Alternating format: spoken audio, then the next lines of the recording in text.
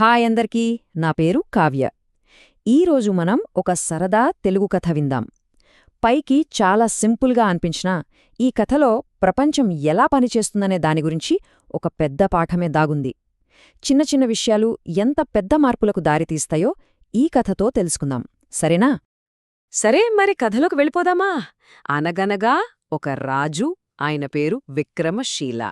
ఆయనకు 7 కొడుకులు. ఒకరోజు ఆ 7 రాజకుమారులు సరదాగా చేపలు పట్టడానికి వెళ్లారు. ఒక్కొక్కరు ఒక్కో చేపను పట్టుకుని ఇంటికి తెచ్చి చక్కగా ఎండలో ఆరబెట్టారు. ఇక్కడే అసలు ట్విస్ట్ మొదలవుతుంది. ఏంటంటే మిగతా 6 చేపలు చక్కగా ఎండుతున్నాయి, కాని ఆ 7వ చేప మాత్రం అస్సలెండట్లేదు. విచిత్రంగా ఉంది కదూ! ఇంత ఎండలో ఒక చేప ఎండకపోవడమేంటి? ఈ చిన్న విషయమే ఒక పెద్ద విచారణకు దారితీసింది. రాజకుమారుడు ఊరుకోలేదు.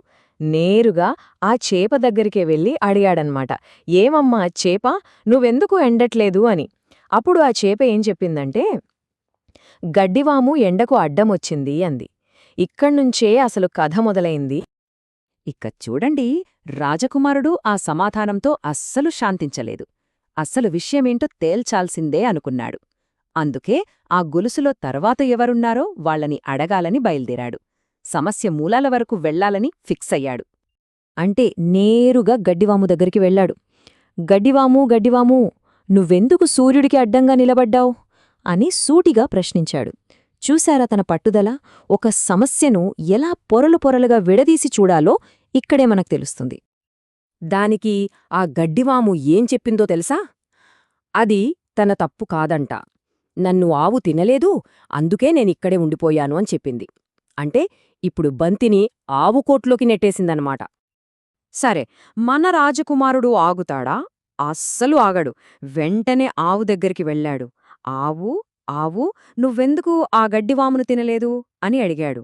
ఈ కార్యకారణ గొలుసులో అలా ముందుకు వెళుతూనే ఉన్నాడు. ఇప్పుడు ఆవు వంతు. అది కూడా తనది తప్పేమీ లేదంది. నా యజమాని నాకు గడ్డి పెట్టలేదు, అందుకే నేను ఆకల్తో ఉన్నా, తినలేదు అని చెప్పింది. చూసారా, ఒకరి నిర్లక్ష్యం ఇంకొకరి పనిని ఎలా ఆపుతుందో? అయితే ఈ గొలుసు ఇక్కడితో ఆగిందా? అస్సలు లేదు. యజమానిని అడిగితే మా అవ్వ అన్నం పెట్టలేదు అన్నాడు. అవ్వ దగ్గరికి వెళితే మా మనవడు ఏడుస్తున్నాడు, అందుకే వండలేదు అంది. అబ్బో, కథ మొత్తం తిరిగి తిరిగి ఒక ఏడుస్తున్న పిల్లాడి దగ్గర ఆగింది. ఎండని చేప ఎక్కడా, ఏడుస్తున్న పిల్లాడు ఎక్కడా? అసలు ఎవ్వరూ ఊహించుండరు కదా! మన విచారణ ఇప్పుడు అసలు కారణానికి చాలా చాలా దగ్గరకొచ్చేసింది. ఒక చిన్న జీవి వైపు దారితీసింది. రాజకుమారుడు ఆ పిల్లాడి దగ్గరికి వెళ్ళి చాలా మెల్లగా, ప్రేమగా అడిగాడు, ఏమైంది బాబూ, ఎందుకేడుస్తున్నావ్ అని. ఈ వింత గొలుసులో ఇదే చివరి మనిషి అన్మాట. అప్పుడు ఆ పిల్లాడు ఏం చెప్పాడో తెలుసా? నన్ను ఒక చీమ కుట్టింది అని ఏడుస్తూ చెప్పాడు. అరెరే, ఇంత పెద్ద కథకు కారణం ఒక చిన్న చీమ కుట్టడమా? భలే ఫన్నీగా ఉంది కదూ!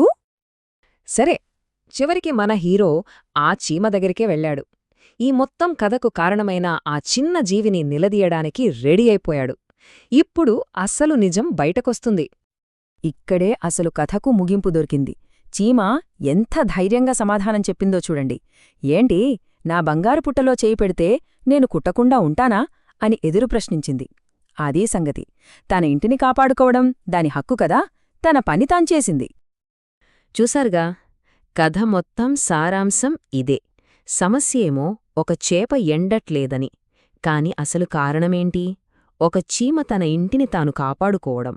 అంటే పైకి కనిపించేదానికి లోపలున్న అసలు మూలానికి అస్సం సంబంధం లేనట్టు అనిపిస్తుంది. మరి ఈ సరదా కథ వెనుకన్న అసలు నీతి ఏంటి? ఇది కేవలం టైంపాస్ కథ కాదండోయ్, మన జీవితంలో చాలా విషయాలకే ఇది వర్తిస్తుంది. అదేంటో ఇప్పుడు చూద్దాం. ఈ కథ మనకు కార్యకారణ సంబంధం అనే ఒక పెద్ద విషయాన్ని చాలా సింపుల్గా చెబుతుంది. అంటే జరిగే ప్రతిదానికి వెనుక ఒక కారణం ఉంటుంది, ఆ కారణానికి వెనుక ఇంకో కారణం, అలా ఒక గొలుసులా ఉంటుందన్నమాట. ఈ కథలో ఆ గొలుసుని మనం కళ్ళారా చూశాం. సో ఫైనల్గా మనం ఈ కథ నుంచి ఏం నేర్చుకోవాలి? 1. ఏదైనా సమస్య వచ్చినప్పుడు పైపైన చూడకుండా దాని అసలు కారణమేంటో వెతకాలి. 2. అరే ఇది చిన్న విషయమే కదా అని దేన్ని వదిలేయకూడదు. దాని ఎఫెక్ట్ చాలా పెద్దగా ఉండొచ్చు.